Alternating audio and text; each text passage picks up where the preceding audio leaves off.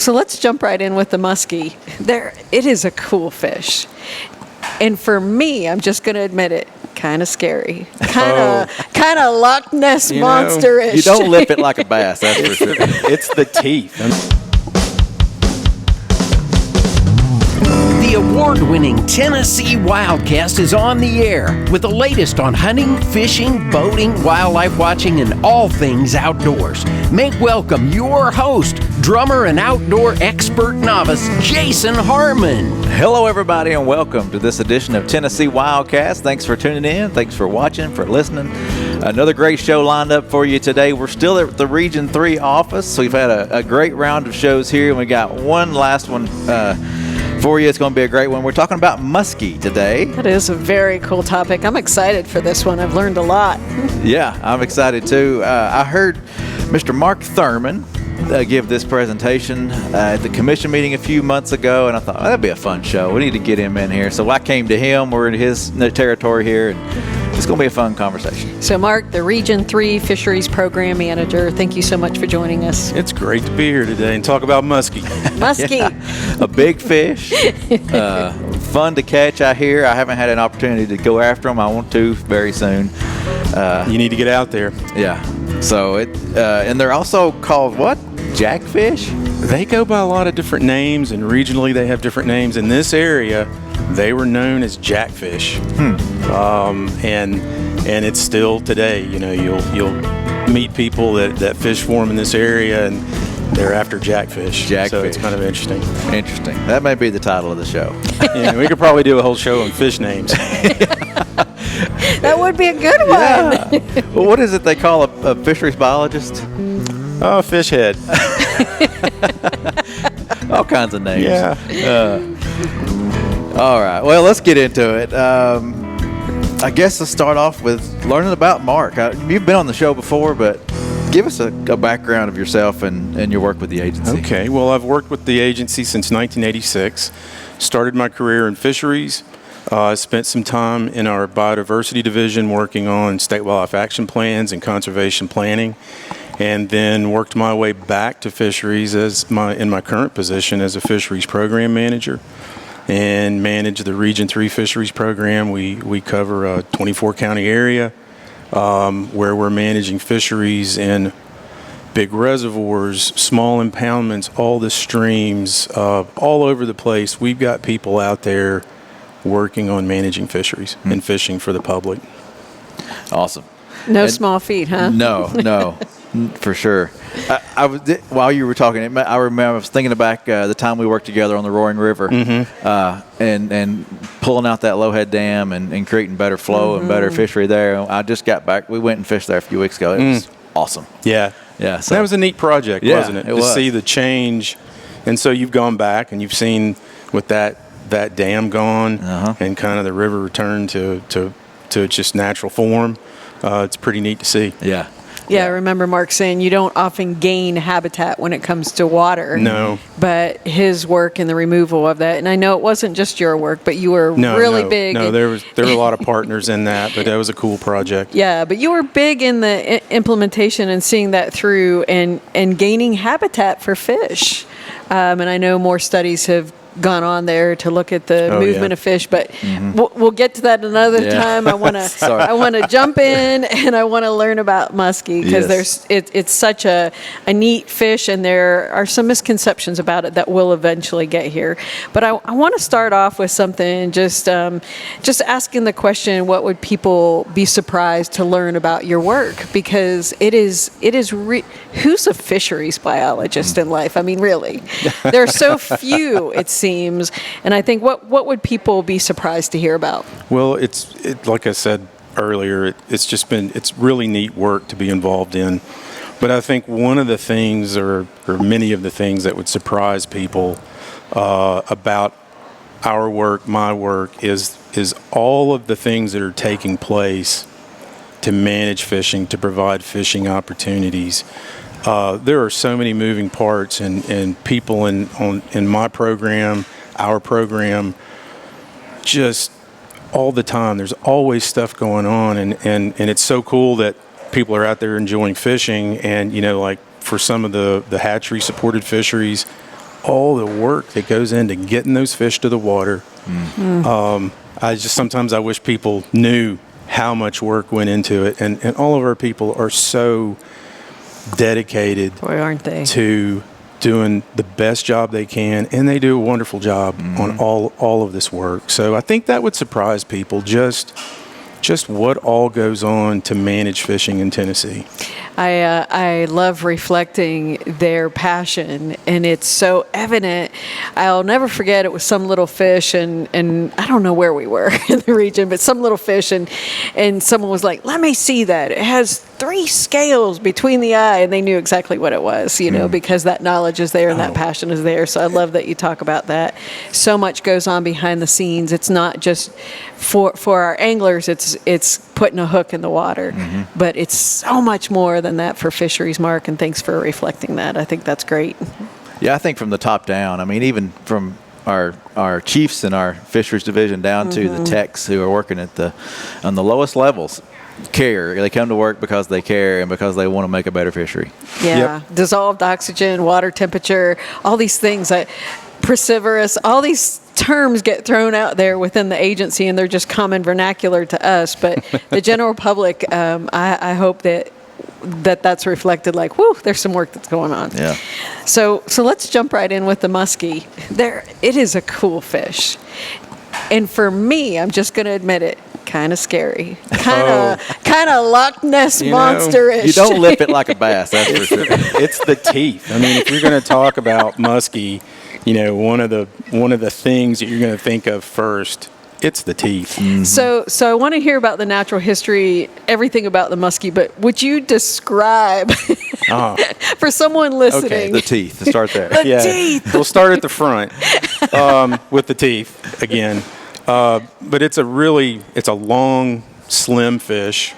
The colors of it can vary from just the olive base with really no markings to having vertical bars all the way through the body. That is kind of those fish with the vertical bars are really that's kind of tied in with the Ohio River Basin strain of muskie, which is what was native to here, and Interesting. They can get pretty big. They can get up to 50 inches, and are just a really prized sport fish. And it's kind of like walleye and brook trout, where people sometimes are surprised that those are native fish to Tennessee, but the walleye and the muskie, they were native to the Cumberland and Tennessee River basins. Very cool. Tell us about that life cycle of that fish then. Okay. So they're spring spawners. They'll make runs up rivers to spawning areas. They need clean habitat. They need clean gravel on the river bottoms. They associate with aquatic vegetation and woody debris. And so they'll start moving in March, and when water temperatures get in the low 50s, that's when their spawning period starts, and that's kind of when you'll see numbers of fish around each other. They don't build nests like a bass or a bluegill. They're spawning around habitat, and then after the spawning period, you see small fish out in early summer. You'll start seeing some small fish 4 or 5 inches long, and then they move on through their life history. So I would assume, like other fish, it's really dependent on how much they eat, water temperatures, as to how quickly they grow. Sure. But when we talk about a 50-inch fish, a toothy 50-inch fish, how long would someone expect it to take? Like with our regulations, we've got we have two types of regulations. We've got a trophy regulation, which is a 50-inch minimum length limit, 1 fish a day. And then we have a 36-inch length limit, 1 fish a day, which is our statewide regulation. And that's really targeted at that time when that species sexually matures and is able to spawn. And they can reach that size depending on those factors that you mentioned. 3 to 4, 5, 6 years, they can get into that range. And then those bigger fish, those are old fish. They can live to 20 years. And those bigger fish, once they get past that 36 inches, the growth slows down, and you start seeing a lot of overlap in the ages of the fish. But those big fish are old fish, fish that have been caught and handled properly and released in many cases. So yeah, that's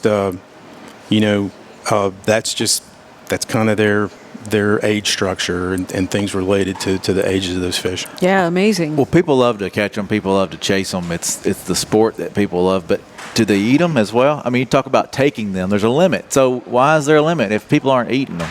Are they eating them? People do eat them. Mm-hmm. I've never had muskie. I don't know. People do eat them. I think that's more of a historical thing. Okay. They're much more now. I think I saw it in a book where they're more for the wall than the table now. Yeah. And so I don't think that they're a food fish really.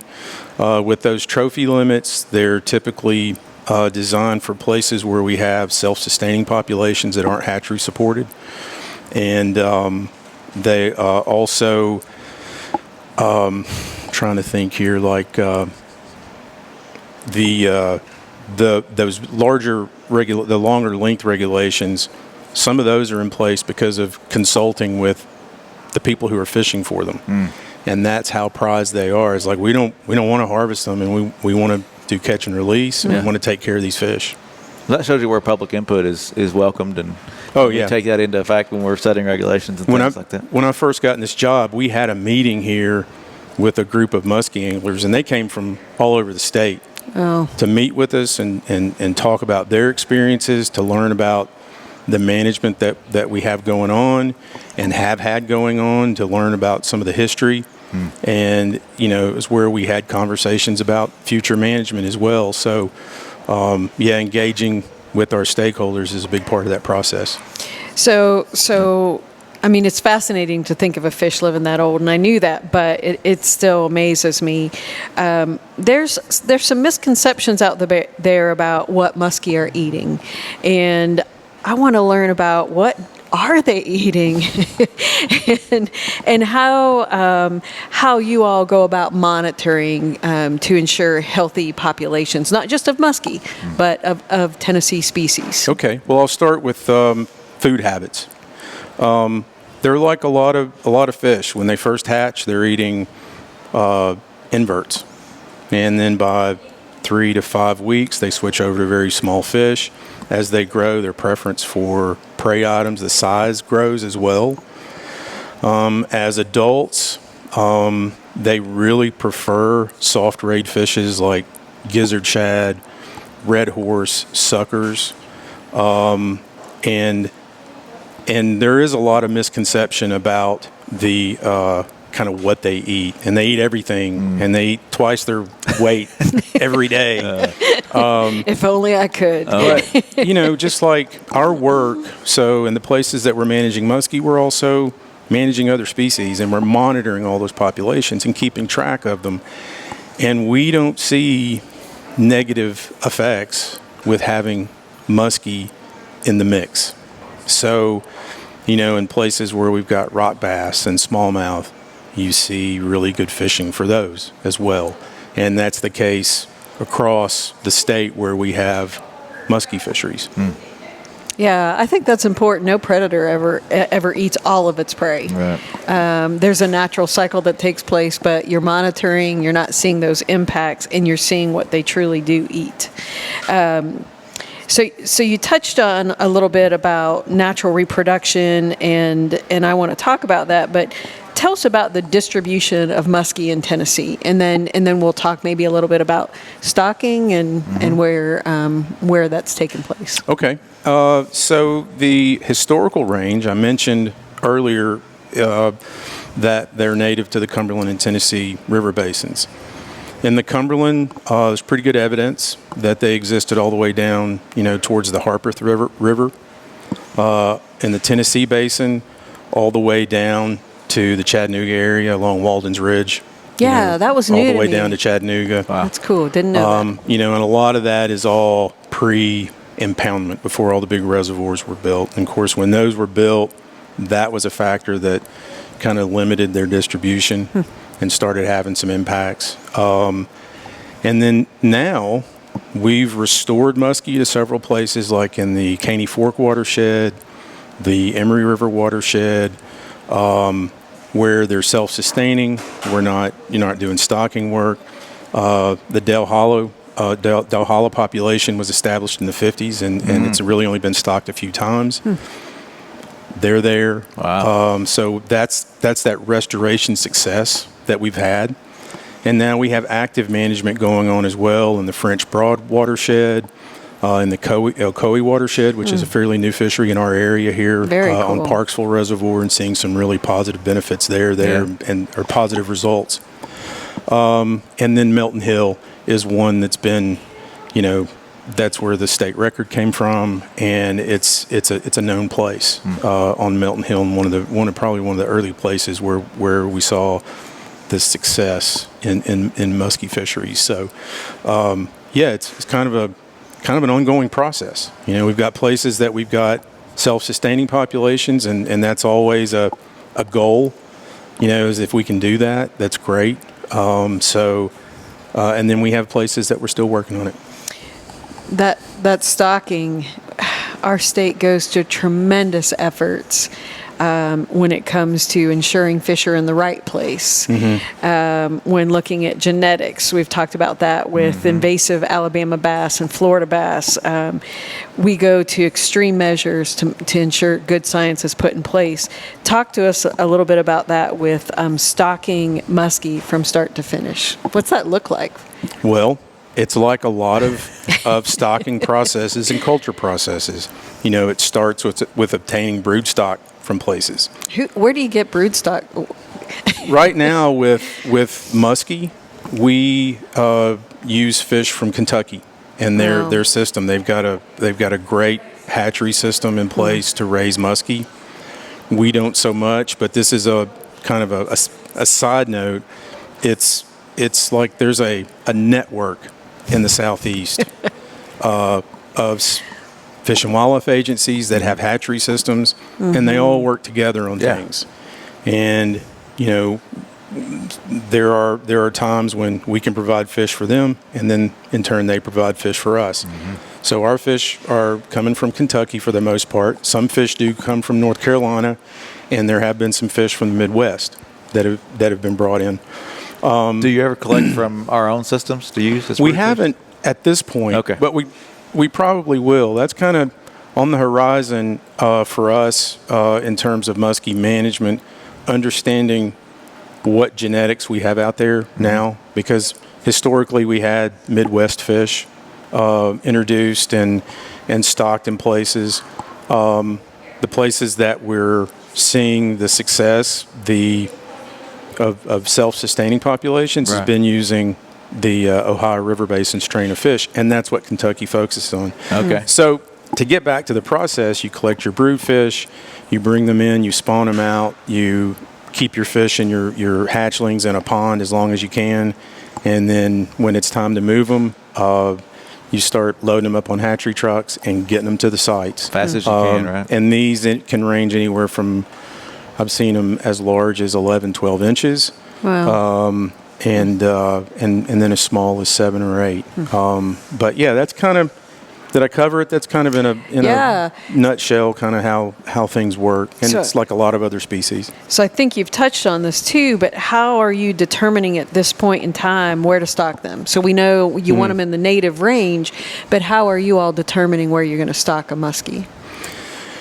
We're definitely working off the native range.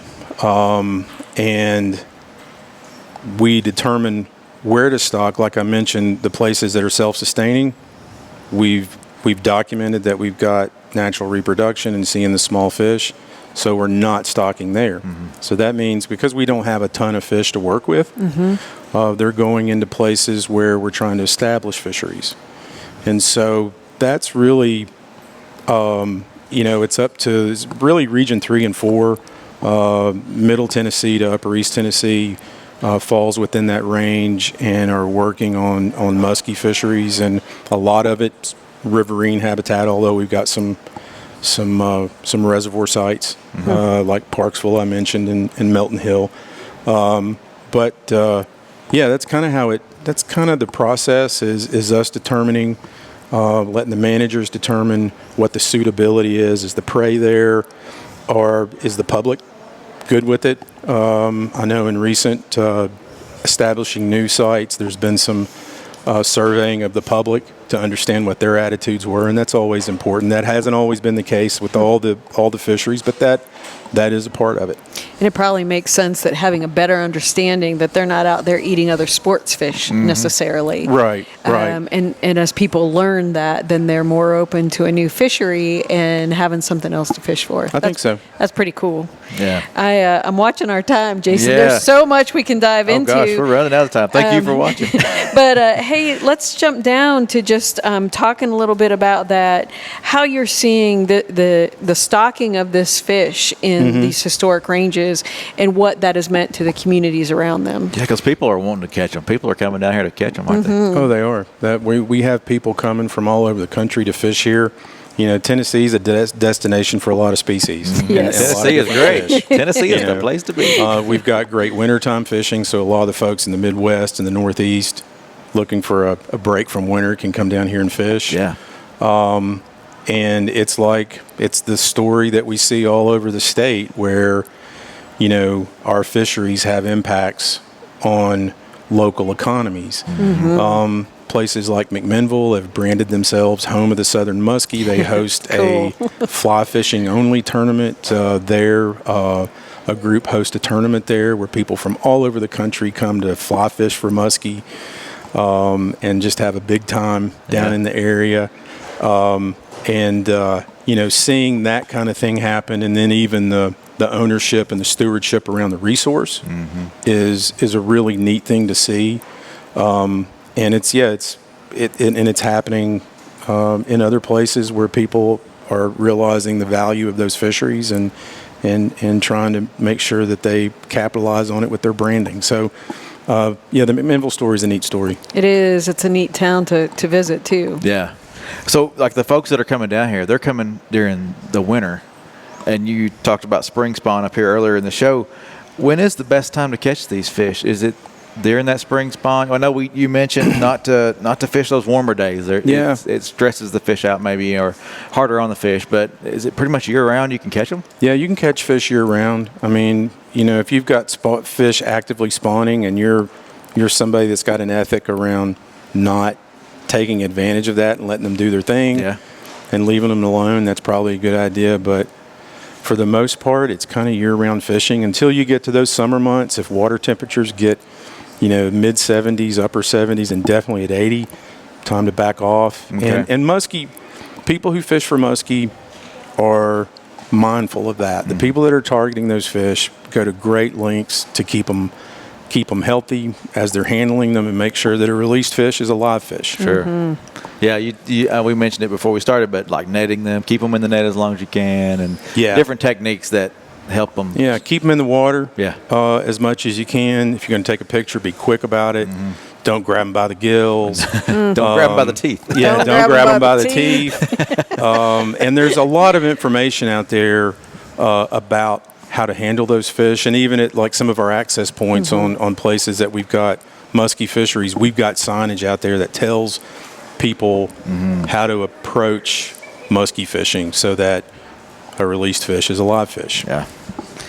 And I guess you said mainly crankbaits and things like that, or maybe big jerk baits. Oh gosh, I mean, it's baits bigger than this sheet of paper. They're really big baits. Even they're targeting big prey items. Yeah. And so people go after them with some big gear. And even, with the fly fishing stuff, there you see people. Wow, a fly that big, really? Yeah, they're huge. Two-handed cast. Yeah. You think they call them fish of 10,000 casts. You're going to have a pretty big arm after you're done there. Yeah. But, Wow. And I guess one more question on fishing for them, the strike.